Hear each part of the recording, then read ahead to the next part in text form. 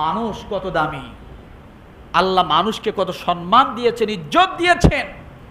আর এই মানুষকে কিছু মানুষ জালেম প্রকৃতির মানুষ, খুনি কিছু মানুষ, স্বৈরাচার কিছু মানুষ এই মানুষগুলোকে মশার চেয়ে নিকৃষ্ট মনে করে। করে না? করে না? মানুষের ইজ্জতের কোনো দাম নেই। আল্লাহ যাহা পারে দুনিয়ার কোনো মানুষ তা পারে না। যুগে যুগে জালেম ছিল, যুগে যুগে জালেমদের পতন হয়েছে। যুগে যুগে জালেম দেখিনি, ফিরাউন দেখিনি, নমরুদ দেখিনি। এ যুগের হাজারো জালেমকে আমরা এইভাবেই দেখেছি অধঃপতন হইতে। আল্লাহ দেখাই দিছে। আকাঙ্ক্ষা ছিল আল্লাহ ফিরাউনকে তো দেখতে পারলাম না, আল্লাহ নমরুদকে তো দেখতে পারলাম না, কত জালেমের কথা তুমি বলেছো কোরআনুল কারীমের ভিতরে, সেটাও দেখতে পারিনি। কিন্তু আল্লাহ মনের আকাঙ্ক্ষা তো বোঝে, বোঝে না? বোঝে না? আল্লাহ এভাবেই যুগে যুগে দেখায় দেয়। ইতিহাস থাকবে সবকিছুতে। আজকে বড় কষ্ট হয়। গত 2 দিন আগে দেখলাম ডিবি কার্যালয়ে 7 তলার ভিতরে মানে আস্তানা করছে। সেখানে দেখলাম কিছু আলেম ওলামারা, তারা জানে যে এখানে কিছু লোক আছে বন্দী, কারণ এরা ওখানে ধরে নিয়ে যায়, বছরের পর বছর রাখে, নির্যাতন করে, গুম করে। তো তারা বলল যে আপনারা একটু দেখেন, তারা যদি ভিতরে কেউ থাকে আলেম ওলামা, হয়তো তারা না খেয়ে মারা যেতে পারে, কারণ ওখানে তো এই মুহূর্তে কেউ নাই, তাদেরকে কে খাবার দেবে? তখন এই কথার পরিপ্রেক্ষিতে আমাদের সেনাবাহিনী যখন সেখানে গেল, সেখানে দেখলাম একজন আলেমের পায়জামা ঝুলতেছে, আরেকটা বালিশের উপরে বুখারী শরীফ খোলা খোলা অবস্থায়, পাশে একটা, আপনারাও দেখেছেন হয়তো, পাশে একটা আপেল পড়ে আছে। তারা গুম হওয়ার পরেও, এত নির্যাতিত হওয়ার পরেও বুখারী এবং কোরআনকে হাতছাড়া করেনি। আর আমরা কি করি? সামান্য একটু সমস্যায় পড়ে গেলে আল্লাহকে ভুলে যাই। দুনিয়ার এই সমস্ত অত্যাচার জালেমদের খপ্পরে যারা পড়ে, হায়ানা জানোয়ারের থেকেও এরা নিকৃষ্ট, এরা নিকৃষ্ট। কিন্তু সেখানেও যে তারা কোরআনকে হাতছাড়া করেনি, বুখারীকে হাতছাড়া করেনি। খুলন্ত অবস্থা আমার মনে হয় পড়তেছিল, তাকে বইটা বন্ধ করার, কিতাবটা বন্ধ করার মতো সময় দেওয়া হয়নি। তাড়াতাড়ি বাইর হয়ে যাও, বিপদ। কথা ঠিক না? আমার ভাইরা, এভাবেই আলেমদেরকে নির্যাতিত করা হয়েছে। কিন্তু আলেমরা কোনো জালেমি করেনি, করেছে? দুর্নীতি করেছে? বলেন তো, কোন আলেম দুর্নীতি করেছে? কোন আলেম ইয়াবার সঙ্গে জড়িত? কোন আলেম ফ্যান্সিডিলের সঙ্গে জড়িত? তারা চোরা কারবারির সঙ্গে জড়িত? যদি তাই না হয়, আলেমদেরকে এভাবে কেন নির্যাতন করা হলো? বরঞ্চ তারা এইভাবেই মসজিদের মিম্বারে সোচ্চার হয়ে বজ্র কণ্ঠে আপনার আমার মতো মুসলমানদেরকে তারা সবসময় ভালো দিক নির্দেশনাগুলো দিয়ে গেছেন। কোনদিন কোন আলেম বলেনি গাড়িতে আগুন দাও, কোনদিন কোন আলেম বলেনি একজন মানুষকে হত্যা করো। এই নিরীহ আলেমদেরকে এইভাবেই যুগ যুগ ধরে এইভাবেই তারা লাঞ্ছিত করেছে, অপমানিত করেছে। কিন্তু একটি কথা হলো, চোখের পানি পড়তে পড়তে কোন পানি যে আল্লাহ কবুল করে নেবে এটা আপনিও জানেন না, আমরাও জানি না। কথা ঠিক না?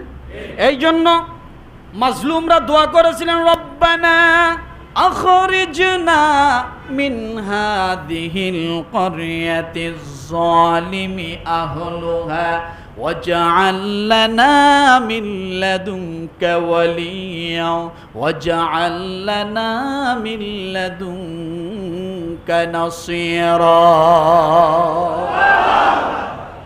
আয় আল্লাহ, আমাদের জন্য একজন অভিভাবক পাঠাও এবং আমাদের জন্য একজন সাহায্যকারী পাঠাও।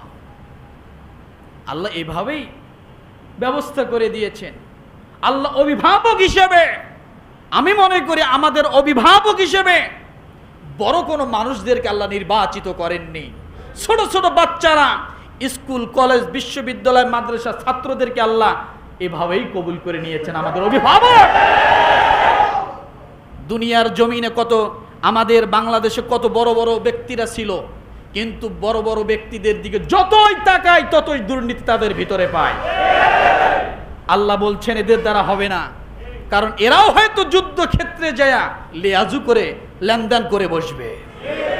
আল্লাহ কি করলেন? যারা লেনদেন বোঝে না, যারা দুর্নীতি বোঝে না, যারা অত্যাচারিতা বোঝে না, এই সমস্ত ব্যক্তিদেরকে দিয়েই আল্লাহ খেলা দেখায় দিলেন। খেলা তো হয়েই গেল। কি হলো? খেলা তো হয়েই গেল, বাকি আছে? সমাপ্তি হয়েছে না? এই জন্য যুগ যুগ ধরে এগুলা থাকবে। তবে একটা কথা বলি, আলেমদেরকে কখনো কষ্ট দিবেন না। আলেমদেরকে কোনোদিন কষ্ট দিবেন না।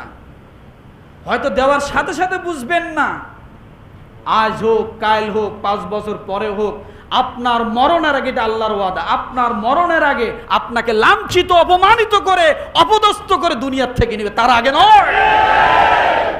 কোনোদিন আলেমদেরকে আপনি প্রতিপক্ষ মনে করবেন না, শত্রু মনে করবেন না। কারণ এই বাংলার জমিনে সবচেয়ে নিরীহ যদি কেউ থাকে তারাই হলো আলেম। মসজিদে একজন ইমাম উচ্চ আওয়াজে হক কথাগুলো বলতে পারে না, বললেই তার পরের দিন চাকরি থাকে না। যত ইমাম চাকরি করে, অধিকাংশ ইমাম ফজরের নামাজ পড়াইলে জোহরের নামাজ পড়াইতে পারবে কিনা এর গ্যারান্টি কোনো ইমাম দিতে পারে না। কেন? কেন? আজকে মানবতা কোথায়? আজকে মানবতা কোথায়? সব সময় ওলামায়ে কেরাম মানবতার পাশে দাঁড়িয়েছে। সব সময় এই করোনার সময় সবচেয়ে যারা জীবনকে বাজি রেখে সামনে অগ্রসর হয়েছিল তারা আলেম ওলামা। বন্যা প্লাবিত যতগুলো জায়গা হয় আপনারা দেখতে পান, সবার আগে দৌড়ে আলেম ওলামা। প্রস্তুতির প্রয়োজন নাই, যখন যা যেভাবে পারে আপনাদের মতো সাধারণ মুসলমানদের কাছ থেকে কিছু টাকা অর্থ করি উঠাইয়া একখানে করে তারা সেখানে সাহায্য সহযোগিতা করার চেষ্টা করে। বিনিময় আলেমরা কি পেয়েছে?